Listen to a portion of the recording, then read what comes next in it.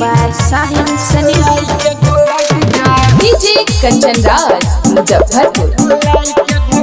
Sonia Raj Recording Studio, Mara Khatia. DJ वाला छौड़ा दल के गाना बजाय छौड़ी सब नाच में गेलै पगलाय लहजो ने लहग छै गेलै उमताय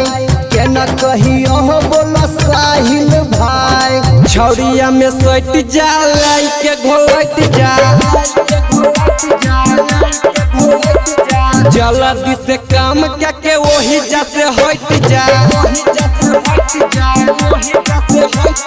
डीजे वाला छौड़ा दिल के गाना बजाय छौड़ी सब नाच में गेलै पगलाय लहजो ने लहग छै गेलै उमताय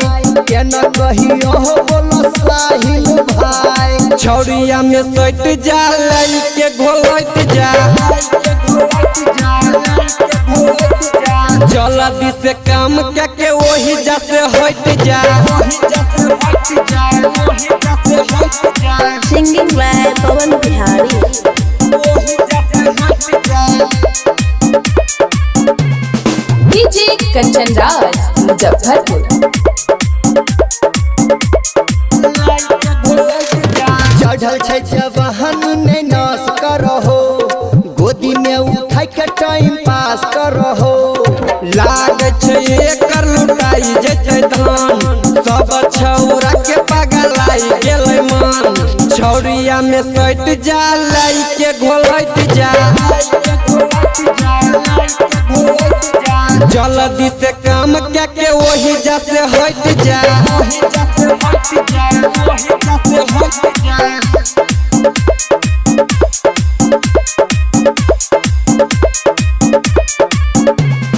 DJ Kanchan Raj, Muzaffarpur.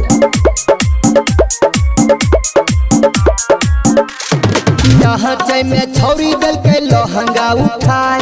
नीचे वाला चीज छौरी दिल के देह खाई नमरी पंतवा दिल के सब लुटाई कैमरा वाला छौड़ा दिल के लाई उठाई छौरिया में सट जा लाई के घोलट जा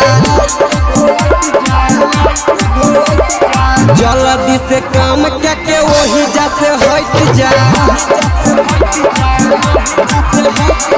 डीजे वाला छौड़ा दिल के गाना बजाय छौड़ी सब नाच में गेलै पगलाय लाजो ने लाग छै गेलै उमताय केना कहिया बोला पवन भाई छौड़िया में सट जा लाई के घोलट जा